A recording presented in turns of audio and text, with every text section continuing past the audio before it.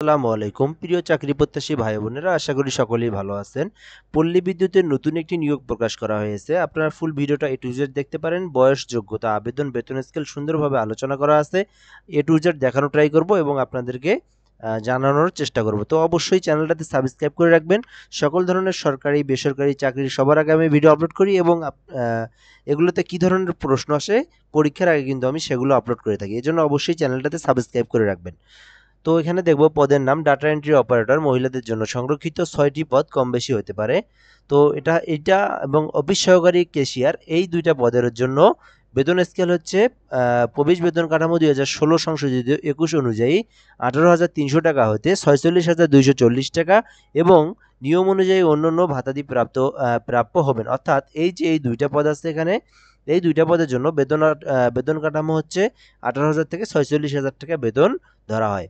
তো এখানে আমরা দেখব এরপরে যে শিক্ষাগত যোগ্যতার যে বিষয়টা, সেটা হচ্ছে ডাটা এন্ট্রি অপারেটরদের জন্য এসএসসি বা সমমান ও এইচএসসি বা সমমান উভয় পরীক্ষার কমপক্ষে দ্বিতীয় বিভাগ অথবা জিপিএতে ন্যূনতম দ্বিতীয় জিপিএ 5 এর মধ্যে থাকতে হবে। কোনো ক্রমেই তৃতীয় বিভাগ গ্রহণযোগ্য নয়, অর্থাৎ দ্বিতীয় বিভাগের মধ্যে আপনাকে থাকতে হবে। তো কম্পিউটারে বাংলা ও ইংরেজিতে প্রতি মিনিটে যথাক্রমে 20 শব্দ ও 30 শব্দ টাইপের সক্ষম হতে, অর্থাৎ এখানে আপনাকে কিন্তু এসএসসি এইচএসসি কিন্তু আপনাকে জিপিএ 5 এর মধ্যে থাকতে হবে এবং আপনার কিন্তু কম্পিউটারের যে দক্ষতা এটাও কিন্তু আপনাকে থাকতে হবে এবং আপনার কিন্তু হাতের স্পিড থাকতে হবে, অর্থাৎ বাংলাতে 20টা শব্দ এবং ইংরেজিতে 30টা শব্দ নিয়ে আসতে হবে। হ্যাঁ, তো দেন আপনি কিন্তু এই পদে আবেদন করতে পারবেন। এটা হচ্ছে মহিলাদের জন্য সংরক্ষিত আসন।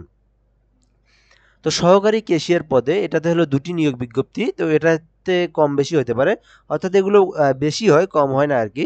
তো এরপর আমরা দেখব এখান থেকে এসএসসি সমমান এইচএসসি বা সমমান উভয় পরীক্ষায় জিপিএ 5 এর মধ্যে ন্যূনতম তৃতীয় সহ উত্তীর্ণ হতে হবে। অর্থাৎ আপনাকে এখানে বাংলা প্রতি মিনিটে 10 শব্দ ও ইংরেজিতে প্রতি মিনিটে ন্যূনতম 30 শব্দ আপনাকে কিন্তু টাইপ করে নিয়ে আসতে হবে। অর্থাৎ আপনার এখানে কিন্তু খুব একটা বেশি একটা স্পিডের কথা বলা নেই। বাংলা মিনিটে 10 শব্দটা একদম বেসিক একটা। তো ইংরেজিতেও একদম বেসিক 30টা শব্দ কোনো বিষয়ই না। তো আপনারা কিন্তু দেখতে পারেন। আর এখানে শুধু এসএসসি, এইচএসসি তে আপনাকে জিপিএ 5 এর মধ্যে ন্যূনতম তৃতীয় হলে কিন্তু আপনি আবেদন করতে পারবেন। তো এরপর আমরা দেখব ড্রাইভারের একটি পদ। তো প্রবেশ বেতন কাঠামো ২০১৬ এ সংশোধিত ২১ অনুযায়ী ১৬,০০০ থেকে ৪১,০০০ টাকা বেতনের স্কেল। তো কোনো নিয়ম এবং নিয়ম অনুযায়ী অন্যান্য প্রাপ্ত যে ভাতা আছে সেই ভাতাগুলো কিন্তু আপনি প্রাপ্য হবেন বা আপনি পাবেন। তো এরপর আমরা দেখব এখানে প্রার্থীকে সাবলীলভাবে বাংলায় লেখা ও পড়াসহ ন্যূনতম ইংরেজি শব্দ ও সংখ্যা পড়তে ও লিখতে সক্ষম হতে হবে।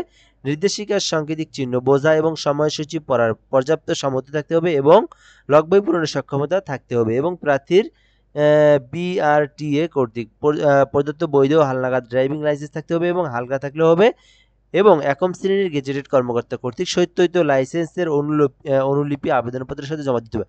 তো এই যে মোট যে আমরা এগুলো দেখলাম, তো এর মধ্যে যারা আবেদন করতে পারবেন অবশ্যই করবেন এবং আপনি কিন্তু যে কোনো ধরনের ভিডিও পেতে চাইলে অবশ্যই চ্যানেল সাবস্ক্রাইব করবেন এবং আপনাকে জাস্ট 1 মিনিট যেটা আর কি সেটা বলবো হচ্ছে যে এই যে পল্লী বিদ্যুতের সকল ধরনের যে সার্কুলারগুলো আসে এগুলোর কিন্তু যে ক্যাটাগরির প্রশ্ন হয় সেই ক্যাটাগরির প্রশ্নগুলো কিন্তু আপলোড করে থাকি। এবার আমরা দেখবো এখানে যে বিষয়টা, তো এখানে হচ্ছে হলো আপনার মৌলভীবাজার পল্লী বিদ্যুতের এই নিয়োগটা। তারপর আমরা এখান থেকে দেখবো যে আবেদনের শেষ তারিখ পর্যন্ত। তো আবেদনকারীকে মৌলভীবাজার পল্লী বিদ্যুৎ সমিতির ওয়েবসাইটে পিবিএস মৌলভীবাজার গভ ভিডিওতে ফর্ম পূরণ, অর্থাৎ আবেদন ফর্ম পূরণ করতে হবে আপনাকে। পিবিএস মৌলভীবাজার গভর্নমেন্ট বিডি এখান থেকে ডাউনলোড পূর্বক নিজ হাতে যথাযথ, অর্থাৎ এখান থেকে একটা ফর্ম দিবে, সেই ফর্মটা পিডিএফটা আপনাকে প্রিন্ট করে বের করতে হবে। দেন ওখান থেকে আপনাকে আপনার নিজের হাতে আপনি ওই ফর্মটা পূরণ করবেন, যে তথ্যগুলো দেওয়া আছে ওগুলো পূরণ করবেন।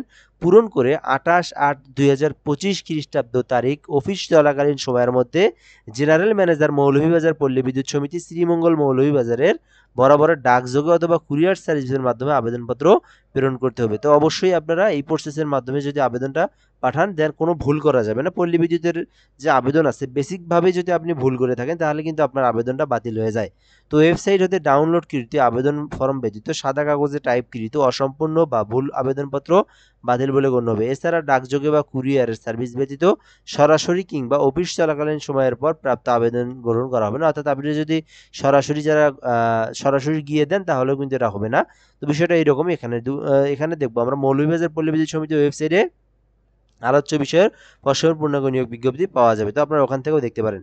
সো ভিডিওটা ভালো লাগলে অবশ্যই চ্যানেলটাতে সাবস্ক্রাইব করবেন এবং অবশ্যই আমাদের সঙ্গে থাকবেন। আপনি সকল ধরনের তথ্য পাবেন। ধন্যবাদ। আসসালামু আলাইকুম।